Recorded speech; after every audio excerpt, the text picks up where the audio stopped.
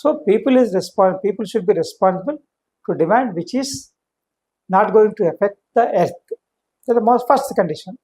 Second, we have to get as natural instead of going for artificial. Just like air condition.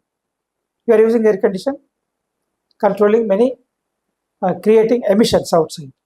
Yes. So that is giving, of course, comfortness to inside.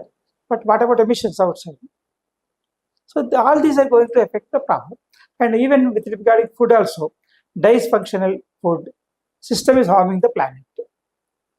Means what we are undermining human health also.